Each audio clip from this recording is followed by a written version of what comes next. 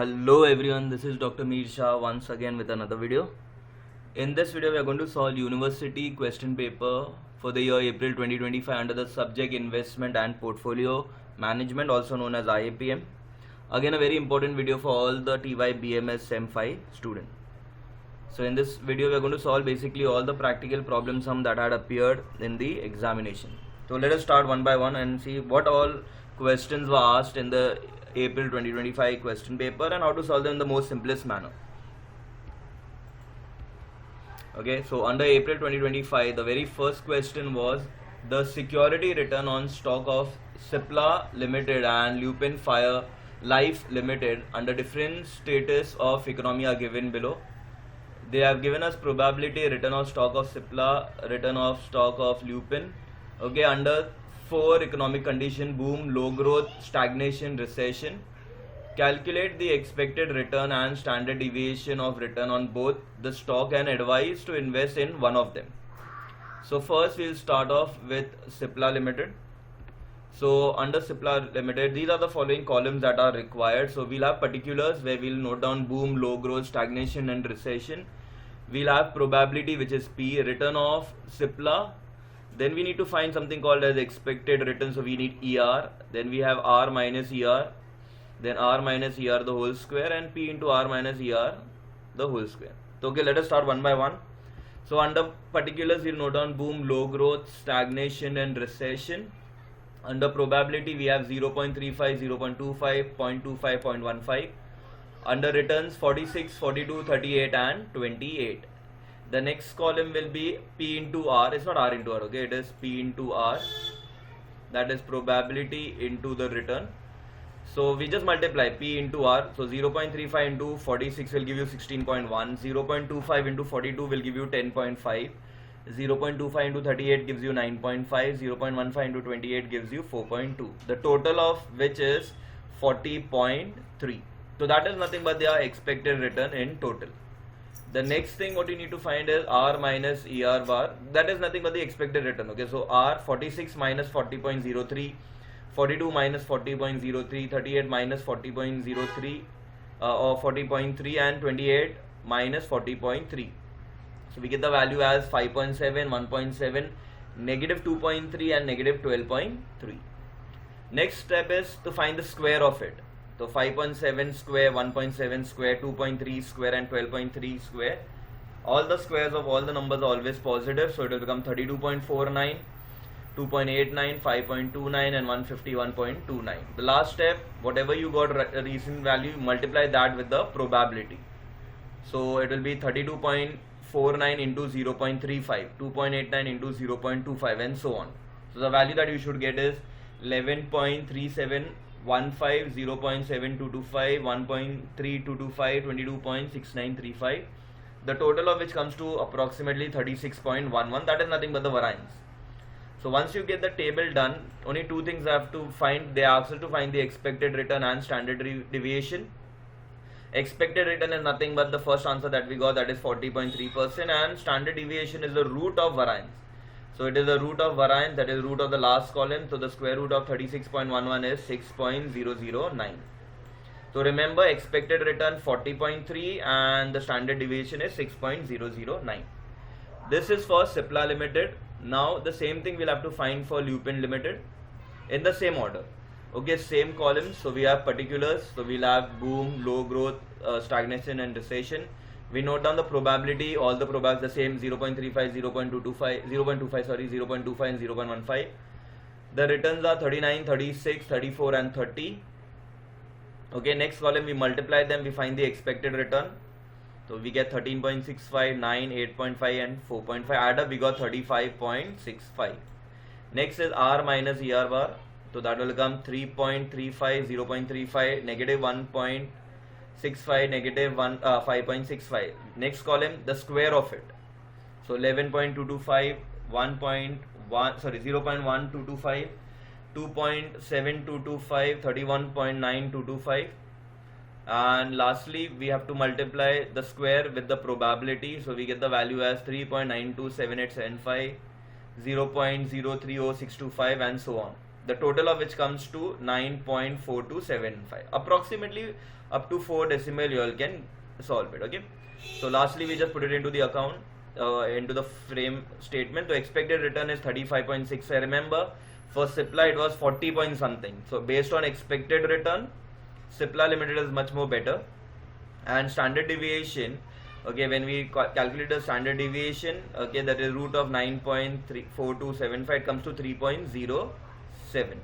So now based on expected return, Cipla is better because giving you a higher return, but as per the risk, that is standard deviation, the risk is less here. There it was 6.009, here it is 3.07. So overall, okay, your advice would be, if you have to invest in any one of them, so if you are looking in for expected return, then Cipla Limited will be a much better option because you are getting 4% extra. But if you are looking at the risk point of view, Lupin Limited is better because it's 3 point lesser as compared to the Cipla Limited.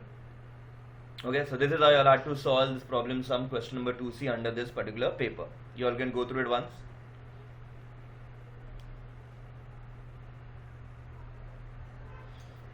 Okay, next question number 2D. The security return of Indicode Shoe Limited and the market return are given below. So they are giving you returns of security of Indicode Shoe Limited and market return.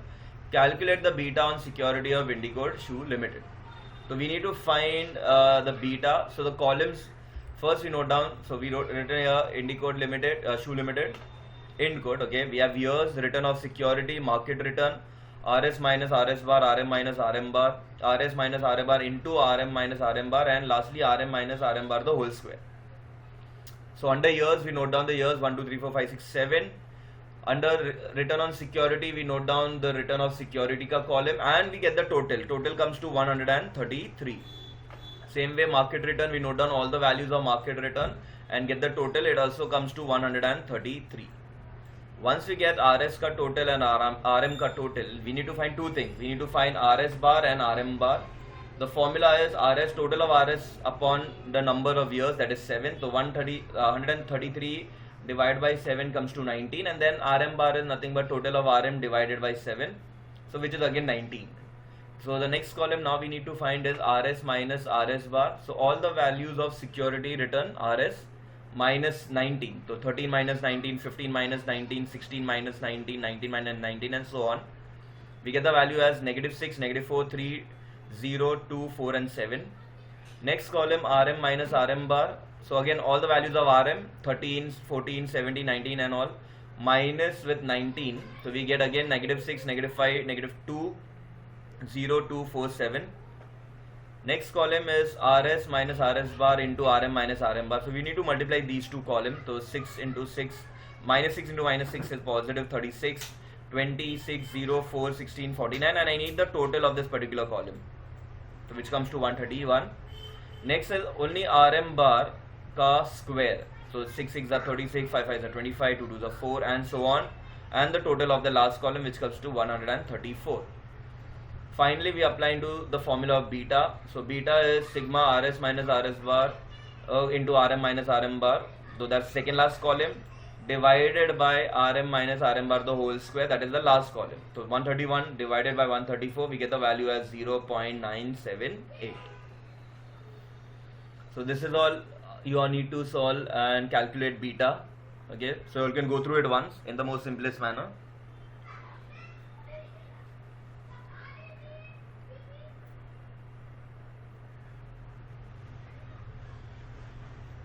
Okay, now we jump to the next sum.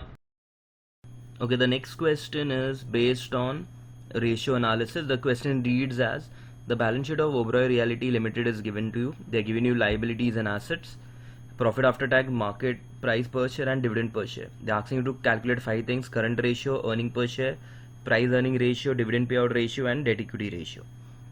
So the very first term, current ratio, formula is current asset upon current liability. Now current assets, may we have inventory, debtors, cash and advance salary, so we noted down all those 4. Under liability we have bank overdraft, creditors and outstanding expense, we have noted down. Added up, divided, we got the value as 1.1765. The second question is earning per share. Formula is profit after tax minus preference dividend upon number of shares. So profit after tax was 8 lakhs. Preference dividend is based on preference share, that is 8% of 20 lakh, which comes to 1,60,000 divided by 5 lakhs, that's the number of shares. We got the value as 1.28 rupees. Okay, so these are the first two formulas, current ratio and earning per share. Next, we have price earning ratio. The price earning ratio ka formula is market price per share upon earning per share. Market price is 25, earning per share we just now found 1.28, divided we got the value as 27.3438. Next is dividend payout ratio. Formula is dividend per share upon earning per share into 100. Dividend per share is given here 25. Earning per share was 1.28 into 100. We got the value as 1953.15. And last, debt equity ratio, that is total debts upon equity fund. The total debts is debentures, which was 15 lakhs, and equity fund was equity share plus reserve and surplus plus equity share, preference share plus reserve and surplus less fictitious asset. So 50 lakhs plus 20 plus 8 minus 3, we got it as 75 lakhs. So 15 lakh divided by 75, we got the value as 0.2. So these were the remaining three ratios. You all can go through it once.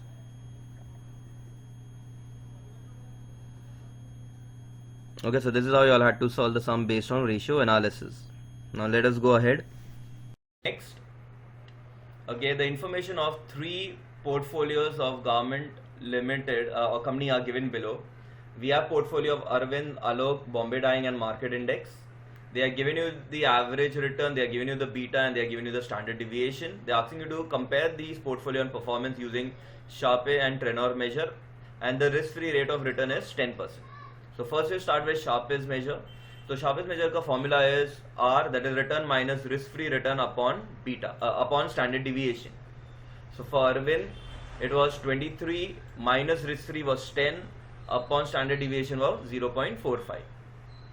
Same way for Alok, it was 18 minus 10 upon 0.35. Next would be 21 minus 10 upon 0.25, and lastly 22 minus 10 upon 0.30. After dividing, these are the respected values that we have got. Now we need to rank them. Okay, we'll even rank them. So the highest one will be rank 1. So Bombay Dyeing as per Sharpe's method is number 1. Next is Market Index, that is second. Third is Arvind, and fourth one will be Alok. Same way we start with Trenor's measure. The formula is return minus risk-free return upon beta. So that's the only difference.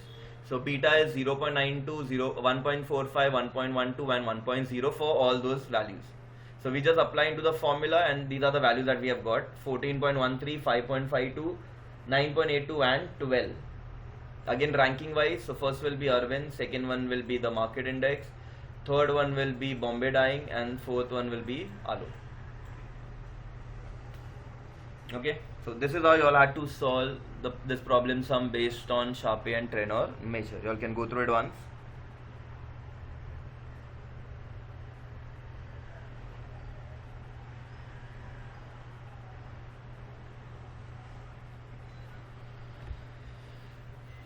Okay, and last question. The following information of securities are given below. We have Kangaroo securities में BIC, JK papers and market return, expected return and beta.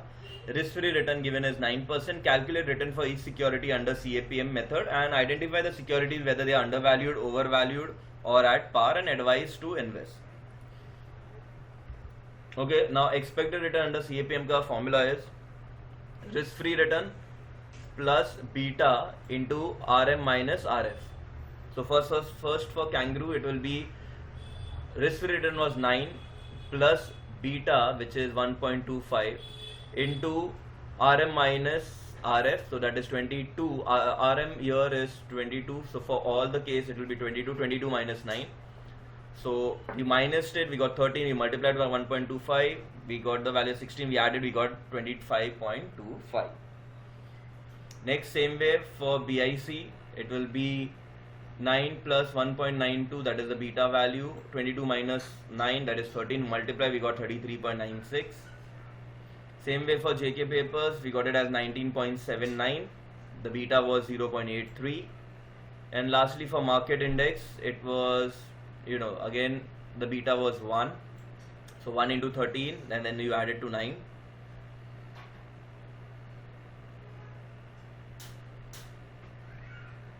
Okay, so this is how you all had to solve this particular problem. So now whether it is overvalued or undervalued. So for the first one, kangaroo ka expected return is 18, and the value that we have got in the expected return is 25. So this is overvalued. So I'm writing here is at over. For BIC, it was 20 and we are getting 33. Again, that is overvalued. For JK, it was 19 and we are getting 19.79. Again, it is more, so it's overvalued. For market returns 22 and we are getting 22, so that is at par. Okay, so 3 securities were overvalued and the last one was at always par. So this is how you all had to solve this problem sum based on CAPM method. Okay, so I hope everyone understood all the various problem sums that were appearing in this particular question paper. So with that, we will be ending this video here. Thank you.